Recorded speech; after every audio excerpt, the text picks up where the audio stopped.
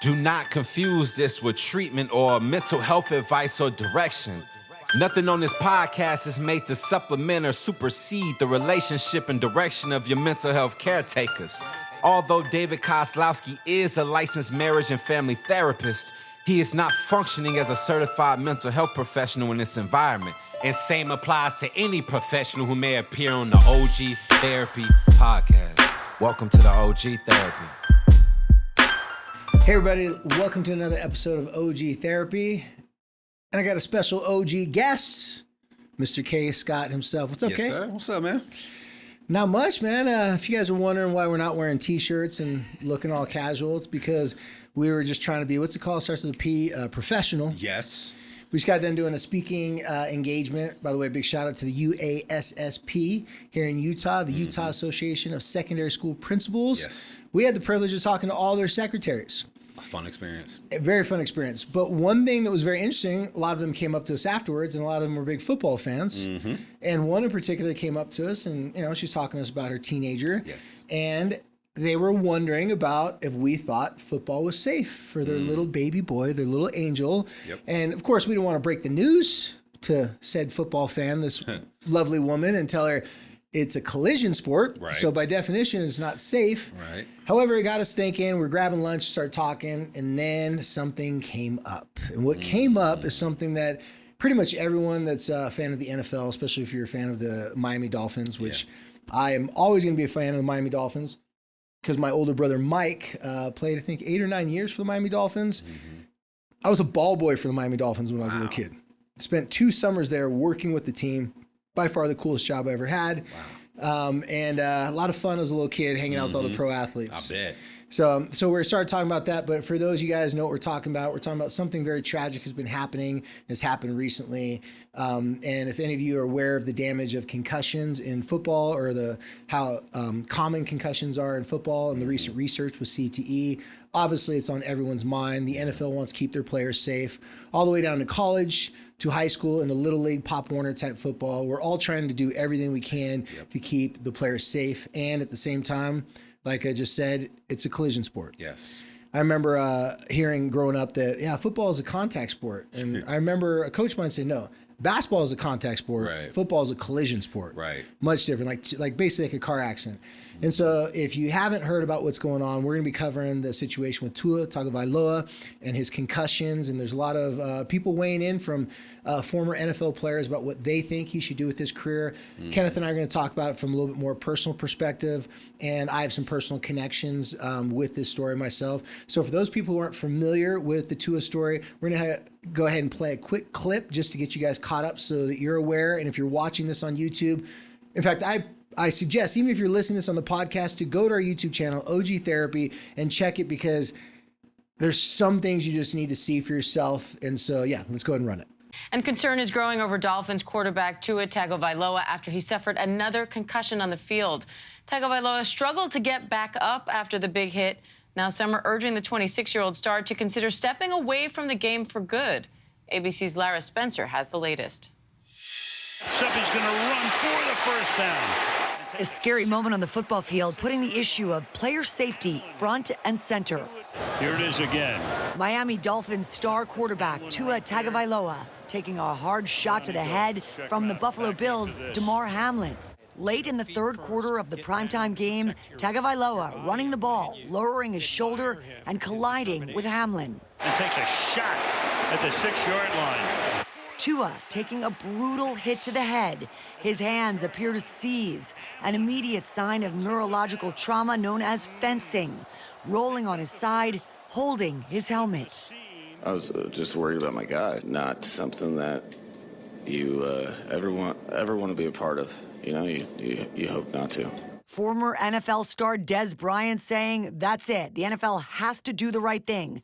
Tua has had entirely way too many concussions. Hall of Famer Shannon Sharpe agreeing, saying Tagovailoa should shut it down, writing, his concussions are getting worse and worse, and he's a young man with his entire life ahead of him. And Super Bowl champion Damian Woody telling Scott Van Pelt last night, This game of football, it doesn't matter. It doesn't matter in the grand scheme of things.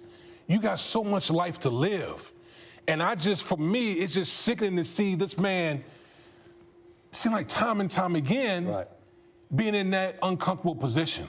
The scene eerily similar to this one from the Dolphins' Thursday night football game 2 years prior. Down he goes, slung down at his own 48-yard line.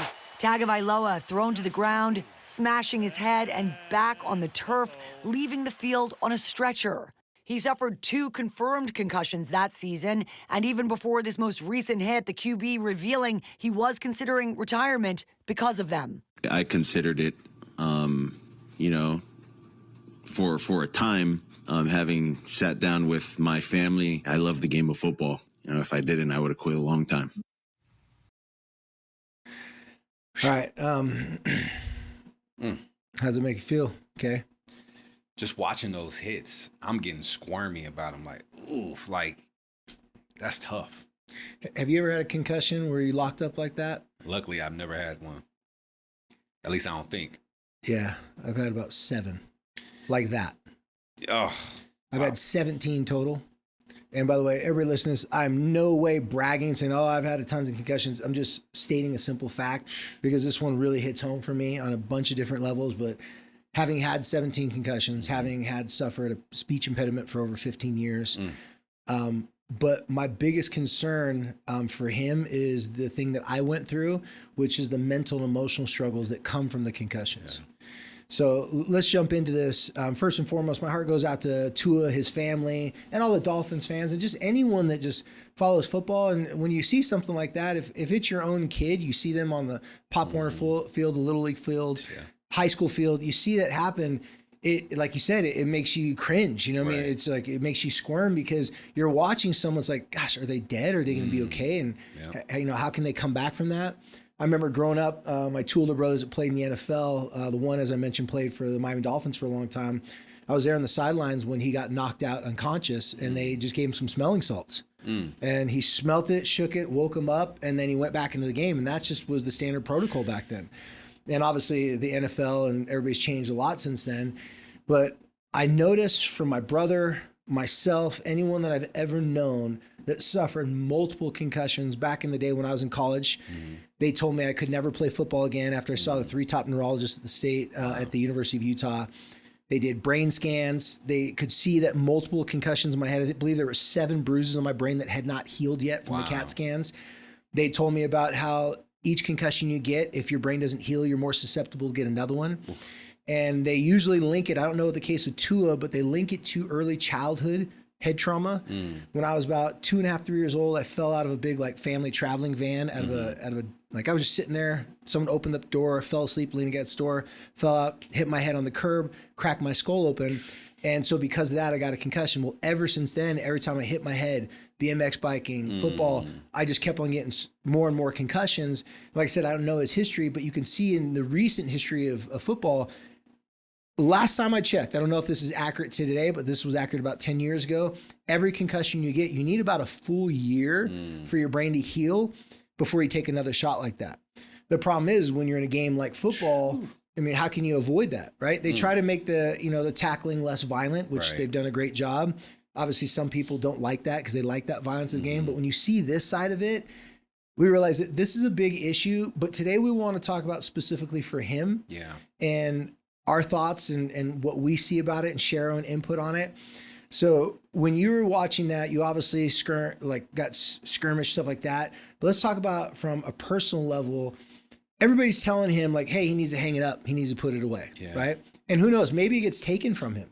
Maybe the NFL and the doctors come in because this just happened. Maybe they come in and they say, hey man, we love you, brother, but we got to keep you safe. And so maybe it's not even going to be up to his decision. But why don't you tell me, Kenneth, how much of a player's identity of who they are is wrapped around that role? And also, how much do you think there's that pressure to bring honor and glory to your family? So you, as an individual athlete, the pressure to not want to hang it up, especially him, he's at the top of his game. He's a starting quarterback. It's not like he's a third stringer and he's not playing. And he's going to say, oh yeah, it'd be different. That'd be easy to retire then. But when you're the man, it's hard to say all this hard work I've done, I'm going to let go of that. So what are your thoughts about the personal side for him and the struggle with that? And also maybe if he's carrying struggle from the responsibility to be that guy for his family. Yeah, it's just thinking from two perspectives. Not only is he a man, He's a young man. He's about 25, 26, 26, I think they said, somewhere yeah. around that range. So obviously, there's still a long time he has to do for a living aspect. Still got that invincible, I'm invincible type of a thing. Exactly. And so I can get through it. I'm this young. I can get through it. Like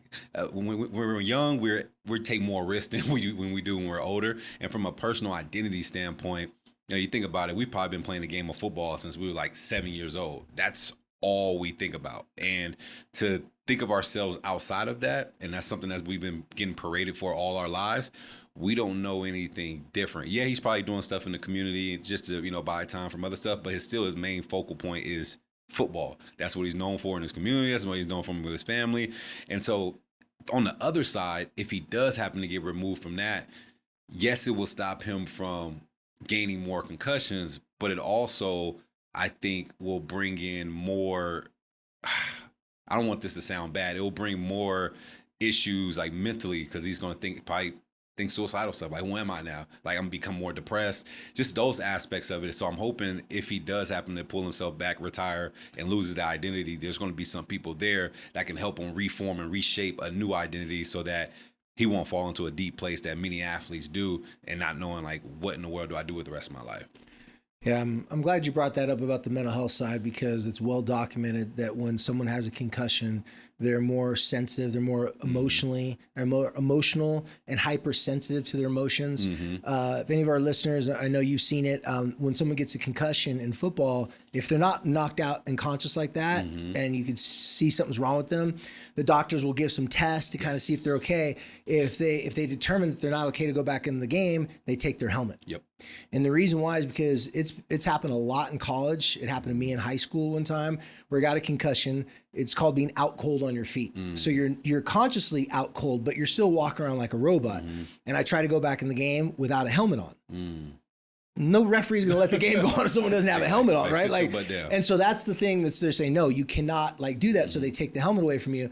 But the mental and emotional side from it, again, I'm not wishing on this, and I know you're not predicting anything, but the chances of him having mental and emotional struggles, even right now, even if he doesn't get forced to not play football and he has to make that decision on his own, it's very high. In fact, one of the issues that people struggle with when it comes to CTE, and if you're not familiar with CTE, it's the degenerative brain disease that comes from head traumas.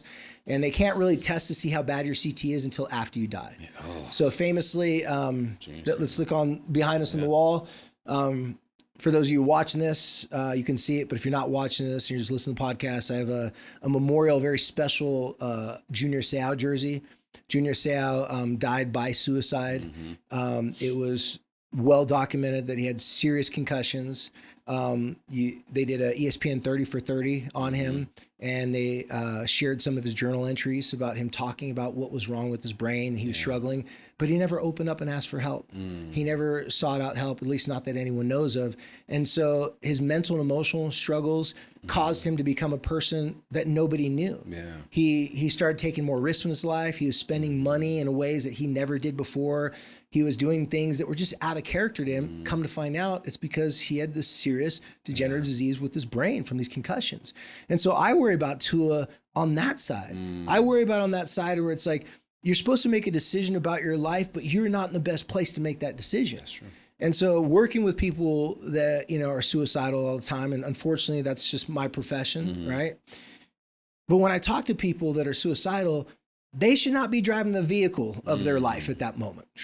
Now, when you're talking to someone that has had a lot of concussions, they're mentally, emotionally not there. If they've had like the way they normally be, if they've had multiple concussions in subsequent years, and it's becoming a more constant thing, you got to deal with the identity issue. But you have to make a serious life decision when you're not in the best place to make that decision. I just know that every relationship has an expiration date. For sure. I don't think you're going to sit here and tell him he needs to retire. However, we look at that video and it says a lot itself. I mean, to watch someone do that fencing like she talked about locked up, I'm cringing because last time that happened to me was at a local restaurant here in Utah. I had a heart condition, didn't know I had a heart condition. I blacked out and I fell back and I hit my head on the marble floor, cracked my skull, and I locked up like, when you see a UFC fighter locked up and they're just holding their hands up like they're fighting. I was like this, just locked up for like almost a minute. And my friend that was with me was scared. All the patrons there freaked out. I know the restaurant was like, please don't sue us. And I never sued them because it wasn't their fault. Yeah. But I say that because when you have experienced something like that, or if you're a parent watching a child, I mean, I can't imagine what his parents are going through, what his family and friends are going through. So when you watch it happen, it's easy for us to say, quit. Yeah. But I found out something reading about a book by the name of Tribe by Sebastian Junger. He talked about war veterans that came home from, he was following special operations, Green Berets, Navy SEALs when they're out in wartime situations. He said the number one determining factor of how bad their PTSD was, how bad their depression was, how suicidal they were when they came back from war, according to the statistics, had nothing to do with how much action that they saw when they're in the battlefield. It had to do with how they were received when they came home. So what I'm thinking, I want you to know what you think about it. What I'm thinking about, I think it's going to be dependent a whole lot more on how people come at him and how people treat him about this decision, as opposed to like, I get it when you're scared, like you need to stop. Like a typical parents would be like, knock that off. Sure. But when your kid gets older, it's like, you can't make those calls for them no more. Right. You know, so assuming that the NFL doesn't make that call and it's going to be up to him, I think that should be taken into consideration, that his family, his support people around him got to support his decision. Yep. And at the same time, not try to pressure in him to making a decision, but let him know all the attributes he has going on with him in his life, how great of a father he is. Yep. Whatever he is that he is already a professional at in other areas, to really double down on those and point those out to him. Because I know from one, like me being a man, and I know you've had to hang up, you know, the football thing, and that's a hard thing to do.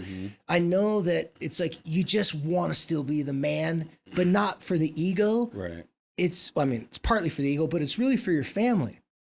Being part Samoan myself, I mean, you playing the NFL, oh my gosh. You are like, everybody just looks up to you. Like, you show people that they can get out of a tough situation. A lot of people get out of the hood, get out of bad poverty situations because one family member did it. So then you can tell your cousins, your nephews, like, hey, listen, if you go to school, you work hard, you could be like him too. And so I think that's a big thing, that if they focus more on him and his strengths as a person, it might be able to help him see. To me, it's pretty clear that the relationship that his brain has with football is expired, even though the relationship with his talent in football and his relationship with body, the overall body, is not expired. I'm wondering if, you know, when we look at it from a landscape of it will be viewed as him, I wonder if he's taking it in as if it's viewed as him quitting. Like, does have anything like, man, I don't want to seem like I'm quitting on it. Like, even though I'm going through this. Quitting on his team? Yeah, quitting on his team, quitting on, you know, because like you mentioned, there's someone that's going to be looking up to him. Well, if I don't, so I can make it through this, then what's it going to, you know what I'm saying? I wonder if that's playing a factor for him. Like, if you look at a person like Damar Hamlin who tackled him, like, if he didn't overcome that. Well, tell people who Damar Hamlin is, because some of our listeners may not. We got a lot of moms listening who may not be big football fans. So Damar Hamlin is a safety for the Buffalo Bills, who last year, I believe it was, came into contact with an individual and on the field died for 1 minute, I believe it was. Had a heart attack and died 1 minute on the field. And going through his journey, you know, people saying, no, you should hang it up, you should stop, you should quit. But he was like, man, this is me. This, like, football is me. And so he overcame, and he's still obviously playing in the league. He was the one that made that tackle. The one that made the tackle. And so, like, looking at it from that point of view, is it like him trying to show himself that he can overcome this? Like, you know what I'm saying? So I'm trying to look at it from another lens too. I bet you nobody on that field felt it as bad as Damar Hamlin. Right. Oh, because he was the one that hit him, and he was watching, like, I saw, like, the longer clip, you could see him, he was like, you could tell he was affected by, like, watching the guy that he just hit. Like, man, I went through that myself, and now I'm watching something that he's just playing a game, but he was the one that hit him, you know? And it's crazy. If you look at the hit, it wasn't really like Damar was trying to, like, knock him out or anything. It was just like kind of shoulder, very simple. And I know he's feeling the brunt of it because he's like, man, I'm the one that made the contact, like you mentioned. But I'm wondering if that's playing a factor with him too. Just thinking about, man, I don't want to seem like I quit. You know what I'm saying? Like, yes, I had this injury, because he mentioned it. He already thought about retiring before, and he's showing himself like, man, you know what? I can overcome. I can make it through this. So I'm wondering if this season was that redemption season for him to be like, oh, I can make it through. And so I'm just trying to figure out what mind games is he playing within himself in regards to, how he sees this tragic event. Is it something that he looks at he's going to overcome, or is it something that he can probably be like, you know what, I have my time, I can remove myself from it? I'm going to say something very bold, and, I don't know Tua, so, if anyone knows Tua and you send this to him, hopefully he hears where I'm coming from in a positive way, because it's not throwing any shade or trying to be, critical of him whatsoever. Selfishly, I hope he becomes the spokesperson for the dangers of concussions in football, because I know you and I have talked about this before, and I'm going to give big props to Samoans. In fact, recently on YouTube, I just saw a video that came out about how Samoans are like the percentage of a chance for you to go to the NFL if you're of Samoan descent is ridiculously higher than any other population. Like they said, like it's the size of a small city, how many Samoans there are.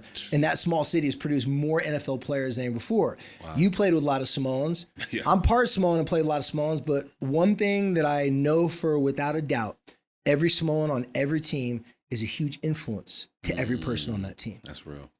Samoans aren't really like, if you know the Samoans dudes be talking nonstop, never shut their mouth. They're more like the guys that didn't say a lot but did a lot. You don't want to be on their bad side. Yeah, you don't see a lot of people jumping in some Samoan dude's face like, what's up, you want to throw down? Because the Samoans that I grew up with, they're not as good as talking as they are at hitting. Yeah, you don't want to be on the opposite side of that. But think about that quiet confidence. If everybody knows a story about this young man, he's a good dude. Very good dude. Like everybody likes this kid. This kid's been, when he's had bad season, but throwing shade on him, he just sits there, just takes it. Like he's just so, you could tell he comes from a good family. You could tell he's been raised and just with a lot of respect. Selfishly, someone that works in mental health, there's so many young kids out there that are seeing the dollar signs, and seeing all the things that come from it. Yep. I'm pretty sure he's got enough money to get him set for the rest of his life. Yep. I'm pretty sure that if his career was to end right now, his platform could, and I really hope it does, even if he doesn't stop playing right now at some point, that he can be that soft-spoken person that can tell people his story and his experience, because there's a lot of other NFL players that maybe are barely hanging on a roster, that their head's ringing, that their ears are buzzing, and they just don't want to let it go, because sometimes we don't want to look on the expiration date on that milk carton. That's real. We don't want to see that it may make us sick if we keep on drinking. It's like, no, I can push it one more day. We sniff it, like, smells a little sour, but I can keep on drinking it. I keep on drinking it. That's what's happening with a lot of these players. And I got to give a shout out to my boy, Keith Embray, a guy that had graduated at the University of Utah right before I got there. He's now works at the University of Utah. Shout out, Keith. What's up? He wrote a paper. So I'm a freshman in the study hall, and I'm sitting there like, not the brightest bulb in the tree, trying to do my homework. And this guy's like working on his PhD or master's thesis, right? And I go, hey, Keith, what are you working on? He's like, I'm working on this, I believe it's a master's thesis. So I'm working on this master's thesis. And I go, what is it? And this is the first time I had ever thought of this. Now, mind you, I'm 18, 19 years old. Never thought of this before. He's like, I'm working on a master's thesis about the difficulty with the transition of athletes when they've been playing a sport their whole entire life, when they're done with their career, transitioning into regular life. Because your whole entire life, you're the man or you're the woman, you're this person everybody looks up to, and you're special, and all of a sudden, now you're just a regular person. Right. And with college athletes, we didn't make money, right? But now with pro athletes, not only are you just a regular person, now you got to go back to like, well, now what do I do for a living? Like, how do I make money? You're not going to start any job and they pay you $5 million just to start working as a cash register right off the jump, right? Man. So I bring this up with Keith Roth because when he shared that with me, as my career went on and I kept on getting the concussions, I lied about my concussions. And all you athletes out there, they're listening to this, that have lied about your concussion so that you can play, I get it. And I'm telling you from an old dude, an old head, you only get one brain. And your brain you can only have your card punched so many times before you run out of holes to punch on the card. Right? There's only so many times you can punch that card and it's going to work again. The lights start to shut off really easily. And that's also another fact that we find out about concussions, is that the more concussions you get, the more likely you're to get another one. And they say the same thing with boxers and UFC fighters. Like in the beginning of their career, they're taking shots, they're getting beat up. And then once they get knocked out again. Before you know it, someone just clips them and they go to sleep, because that's a defense mechanism of our brain. Our brain's not made to take shots like that. Right. So when someone starts getting lights out concussions, that's literally a notification. Yeah. So I guess what I'm saying, to be more bold, Tua, your body and your brain is telling you something, but it's not telling you it's time to retire. It's telling you it's time to become a professional in something else. It's telling you it's time to take your culture, your heritage, everything that you represent that made you a great athlete, and see that you're going to be great at something else. Now, if you choose to be an advocate for head trauma and stuff like that, I think that'd be great. But I'm pretty sure your skills and your talents extend far past your athletic ability. So I feel like that time has expired. Kenneth, you know, from personal experience, we went and talked today to a bunch of people, and you shared with people, if you don't mind filling, you know, our listeners on this, you shared with people that, you know, when you weren't able to fulfill your promise to your mom to play in the NFL and things didn't work out, you had multiple career-ending injuries that you kept on fighting back from. I want you to tell everybody, like, from an athlete's perspective, so moms out there, dads out there, people listening to this, they can see how it's hard to put that away. Yeah, it's definitely hard. And we got to think about it too. Once we start playing football at like 19 years old and we get to this age of 25, we've been doing something for 15 years. And if you're going into another field, you just got to remember that's the same repetition, the same type of cadence and consistency that you need to be great in something else. So it's not really just starting over. The beautiful thing is when you do shift different careers or whatever, you're not really starting over from ground zero where you were at 9 years old to where you're at 25, 24, whatever it is. You're really starting from your foundation that you built through those 15 years. So maybe instead of when you starting off a new career, you have these transferable skills that can allow you to be, instead of at level 0, you're going to be at level 5 and maybe have 5 more levels to go to level 10, right? So you're not really starting from the bottom. And so one thing I always tell the kids now, well, even college kids, is once you do make that shift in identity, I heard a great lesson from one of the guys, my mom will say it right now. So back in 2013, when I got my second season into injury, I got surgery and went to class the following week. And when I went to class, there was someone right below me was in a lecture where it was like a movie theater type, and someone like a stadium seating almost. Stadium seating type, and the student in front of me had this red book on their desk, and I was like, dang, that looked pretty cool. And I tapped him on the shoulder, like, hey, what book is that? And he was like, oh, this book? Oh, it's The Art of War. And I said, oh, cool. He asked me, have you ever read it? I said, no, I never read Art of War. I never heard of it at all. He said, how about you read it? And I said, cool. So I took that book, went to study hall later that night. I was scanning through it, and then the following week when I seen him in class the other day, I was so pumped to tell him. I was like, man, dude, this Art of War book is so dope, man. I love it. And I was like, man, there's this one quote that really resonated with me. He was like, really? What is it? I said, man, it says, plan for what is difficult while it is easy, and do great things while they're small. And so for me, the thing that I thought about when I thought about that situation was like, man, the hardest part for athletes to do is thinking about what's next. So while it's difficult to do it while it's easy, like while you're in the sport, like start preparing yourself for the after, so that when that transition does come, it's easy. You're like, oh, okay, I'm just gonna hop in this other vehicle to get to my destination, right? So you have more vehicles in your garage to choose from rather than this being the only beat down Corolla with a garbage bag on the window and you just holding on for dear life. You actually have 2 vehicles now. Once this goes away, you can move to the next one. And so for me, that's what I had to do. And I remember after that conversation, he said, man, bingo, I love it. He said, do something else. He said, go home and do this exercise. And I was like, what's this exercise? He said, there's this concept called Ikigai. And I was like, what the heck is Ikigai? He was like, so Iki stands for life, and then Gai stands for purpose. And if you put them together, it stands for life's purpose. Yeah. And he said, what I want you to do is write down 5 things you love, 5 things you're good at, 5 things you can be paid for, and then 5 things the world needs, and figure out how all of those things align. And in the middle of all that is your purpose. And so once you do that, that's what you need to start aiming for. And so ever since then, that's why it was kind of like easy for me to transition into things, because I started working on that stuff while I was in college. And then once I got done, I already knew what I wanted to do. Now it's time to put the reps and the consistency in it in order to achieve it. You know, it's interesting that you said at that particular time of your life, and also it's, even though he's a little bit older when you were going through that time, in psychology, we learned that around 25 years old is when the prefrontal cortex in your brain is pretty much usually done with its development. And that part of the brain that develops is your long-term decision-making and your ability to plan for the future. So he's in the right position to do that.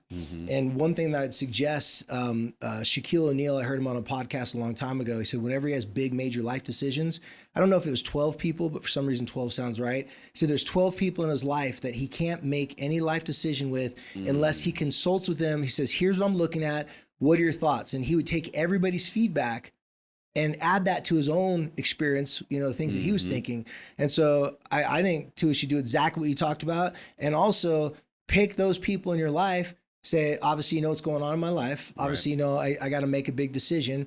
And I think it'd be more powerful if he made the decision than if the NFL made the decision for him. And so if he was, and I'm not saying that's what he should do because I don't know the legalities of it, but I just know as a person, when you feel like you're making your choice and you own that choice, your choice, versus if it's taken from you, right? Then that leaves you with like a little bit more of like, man, like I left them on. Like grief, you know what I mean?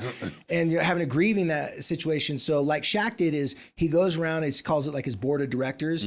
So if he went, it could be maybe an agent, attorney, his mom, his dad, an uncle, or a high school football coach, and just had them all weigh in on it, I think that would really weigh heavy on him. And also it'd help him see that he doesn't have to make this decision alone.